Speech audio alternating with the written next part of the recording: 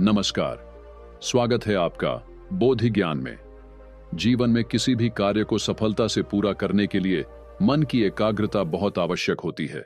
चाहे वह कोई व्यापार हो, ध्यान साधना हो या कोई और कार्य, जब तक मन पूरी तरह केंद्रित नहीं होगा तब तक सफलता नहीं मिलेगी।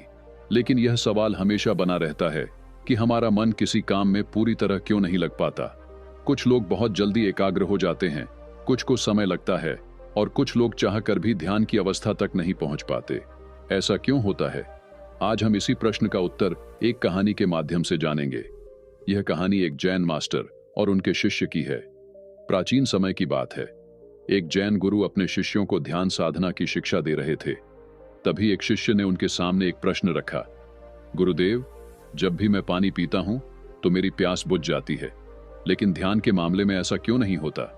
कुछ लोग बहुत जल्दी ध्यान की गहराइयों में चले जाते हैं, कुछ को समय लगता है और कुछ लोग कभी ध्यान की अवस्था तक नहीं पहुंच पाते। ऐसा क्यों? गुरु मुस्कुराए और बोले, इसका उत्तर तुम्हें कल मिलेगा। कल मैं एक व्यक्ति के घर भोजन के लिए आमंत्रित हूं, तुम भी मेरे साथ चलो। शिष्य ने सहमति जताई। अगले दिन गुरु और शिष्य गांव के एक सेठ के घर पहुंचे।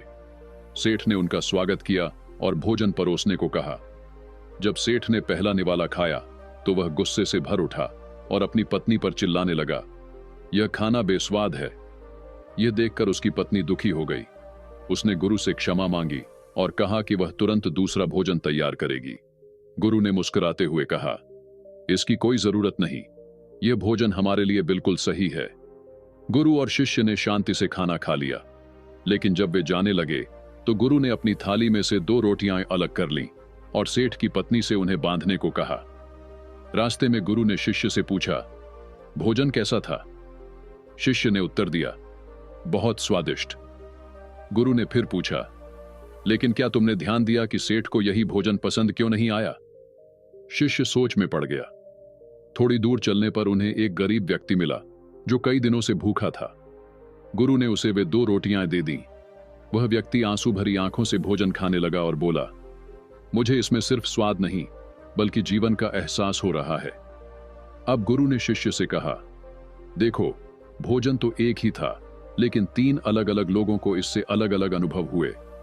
सेठ को इसमें कोई स्वाद नहीं मिला, तुम्हें स्वादिष्ट लगा, और इस भूखे व्यक्ति को इसमें ईश्वर का अनुभव हुआ। ठीक यही ध्यान के साथ भी होता है। ध्यान वही है, लेकिन हर व्यक्ति की मानसिक स्थिति के अनुसार उसका अनुभव अलग होता है। कुछ लोग ध्यान को बोझ समझते हैं, कुछ इसे शांति का साधन मानते हैं और कुछ इसे आत्मज्ञान की गहराई तक ले जाने वाली प्रक्रिया के रूप में देखते हैं। शिष्य को अपनी जिज्ञासा का उत्तर तो मिल गया था, लेकिन वह और अधिक जानना चाहता था। उसने गुरु से पूछा, क्या मन को नियंत्रित करने का कोई तरीका है? गुरु ने उत्तर दिया, मन को नियंत्रित करना कोई आसान कार्य नहीं है। मन बहुत चंचल होता है और इसे साधना ही जीवन की सबसे बड़ी उपलब्धि होती है। मन की प्रवृत्ति ही उसे हर समय भटकाती है। अगर इसे नियंत्रण में ना रखा जाए तो यह हर छोटी बात पर विचलित हो जाता है। शिष्य ने पूछा, तो फिर हम अपने मन को शांत कैसे रख सकते हैं? गुरु ने मुस्कुराते हुए कहा, मन को शांत रखने के लिए सबसे पहले तुम्हें इसे समझना होगा। जब तक तुम अपने मन की प्रकृति को नहीं पहचानोगे तब तक इसे नियंत्रित नहीं कर पाओगे। जब भी तुम्हारा मन विचलित हो तो उसे पहचानो कि वह क्यों विचलित हो रहा है, वह किस चीज की लालसा कर रहा है। जब तुम इस लालसा को पहचान लोगे तो उसे नियंत्रित करना आसान हो जाएगा। शिष्य ने उत्सुकता से पूछा, लेकिन गुरुदेव, हमें यह कैसे पता चलेगा कि हमारा मन हमें लालच दे रहा है? गुरु ने कहा, यह हमें अनुभव से पता चलता है। जब भी हम किसी चीज की तीव्र इच्छा करते हैं और वह हमें नहीं मिलती तो हम दुखी हो जाते हैं। यही दुख इस बात का संकेत है कि हमारा मन हमें भटका रहा है। लेकिन जब हम अपनी इच्छाओं को नियंत्रित कर लेते हैं तब हमें सच्ची शांति मिलती है।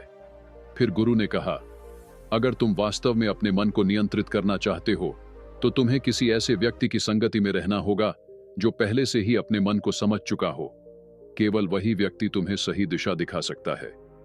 शिष्य ने पूछा, लेकिन हम किसी ज्ञानी व्यक्ति को कैसे पहचान सकते हैं? गुरु ने उत्तर दिया, इसके लिए तुम्हें किसी व्यक्ति के शब्दों को ध्यान से सुनना होगा। कोई व्यक्ति कितना भी शांत और अच्छा दिख सकता है, लेकिन उसके मन में क्या चल रहा है यह केवल उसके शब्दों से जाना जा सकता है। शिष्य अब गहराई से सोचने लगा।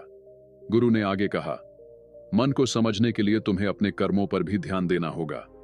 अक्सर लोग दो गलतियां करते हैं, या तो वे किसी काम को शुरू ही नहीं करते या फिर शुरू करके अधूरा छोड़ देते हैं। यह दोनों ही स्थितियां मन की अस्थिरता को दर्शाती हैं। अगर तुम अपने मन को सच में समझना चाहते हो तो तुम्हें जागरूक रहना होगा। हर काम को पूर्ण जागरूकता के साथ करना बहुत आवश्यक है। बिना जागरूकता के किया गया कोई भी कार्य व्यर्थ होता है। शिष्य ने पूछा, तो हम अपनी जागरूकता कैसे बढ़ा सकते हैं? गुरु ने उत्तर दिया, ध्यान के माध्यम से। ध्यान ही वह साधन है जो मन को पूरी तरह नियंत्रित करने में सहायक होता है। यह वह नौका है जिससे हम मन रूपी सागर को पार कर सकते हैं। शिष्य को अब अपने सभी प्रश्नों के उत्तर मिल चुके थे। उसने गुरु का आभार व्यक्त किया और उनके साथ आश्रम की ओर चल पड़ा। यह कहानी हमें सिखाती है कि ध्यान सबके लिए समान रूप से काम नहीं करता, क्योंकि हर व्यक्ति की मानसिक स्थिति अलग होती है। जो व्यक्ति जितना अधिक आंतरिक रूप से तैयार होगा, वह ध्यान में उतनी ही गहराई तक जा सकेगा। अगर आपको यह कहानी पसंद आई हो तो बोधि ज्ञान चैनल को सब्सक्राइब करें और अपने विचार कमेंट में साझा करें। ध्यान और आत्मज्ञान की इस यात्रा में हम आपके साथ हैं। धन्यवाद।